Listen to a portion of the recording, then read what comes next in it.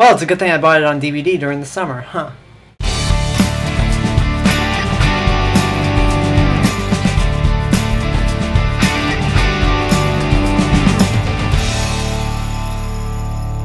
Alright, much like with my Citizen Kane review, I gotta give a history lesson to you youngsters out there. Bonnie and Clyde were a couple who robbed banks in the southern United States during the Great Depression.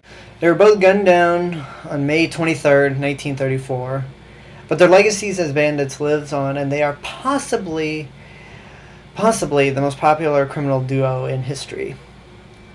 This movie, made in 1967, I believe, depicts their bank robbing career in a romantic angle, and it shows that during their time, they were truly in love, despite having to worry about not getting caught or killed by the law.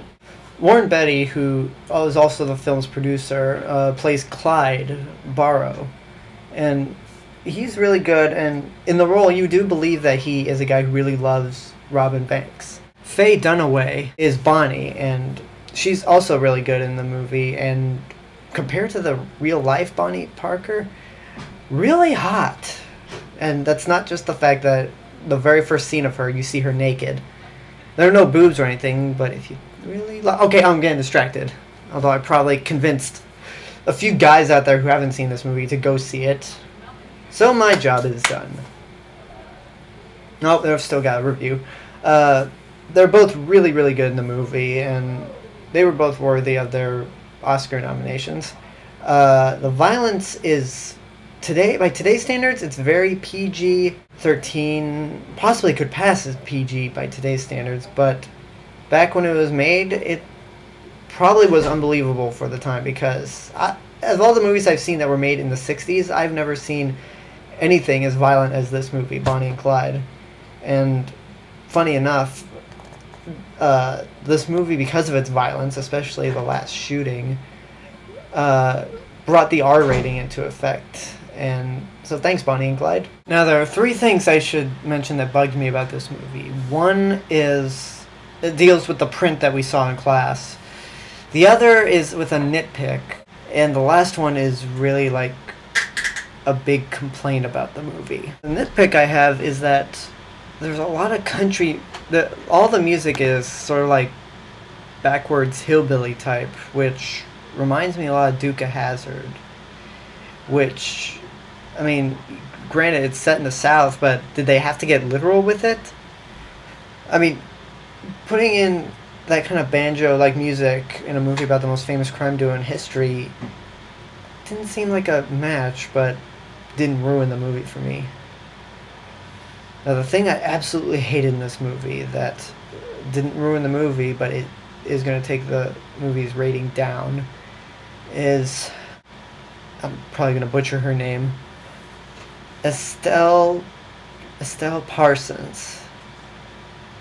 I have no freaking idea why she won an Oscar for Best Supporting Actress, because there's one scene in this movie when the cops have Bonnie and Clyde's first hideout surrounded, where all she does is scream and be useless.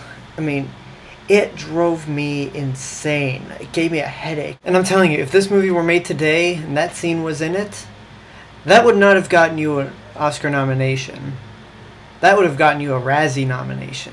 It brought back memories of Shia LaDouche screaming in Transformers Dark of the Moon, which is not a good thing at all. And yes, I didn't say Shia LaBeouf, I said Shia LaDouche. Until he gains my respect as an actor, that's what I'm going to call him from now on. Now, the one nitpick I have that's not towards the movie at all, but with the print we saw in class was, where the hell did it come from? It looked so yellow. Like, the main color of the movie was yellow, and one of my classmates said, oh, that's probably the look of the movie. Well, as I showed you in an older video, I bought Bonnie and Clyde during the summer as a blind buy, and I checked the DVD just right after class. There's no yellow taint on the DVD, but there was on that print. It hurt my eyes, especially during that really awkward scene where they go meet Bonnie's mom and family. I mean, it was practically all sand, and yellow was just everywhere. It hurt my eyes. But that's the print. side of the movie, it's really, really good. It's a really good movie. I love how after the final shootout, it just cuts to credits, because after they're gunned down, you don't really need to drag out the movie longer than it was, which it isn't very long of a movie. But, I mean, my rating overall is 4 stars. If it weren't for that scene that I absolutely hated, it would have been 5 stars, but unfortunately that scene does exist, and it's a 4-star rating. So, thanks guys for watching, and I will see you with another review. It might be just in my regular series, or it might be in my Halloween series. Whatever the case, I'll see you guys later. Bye.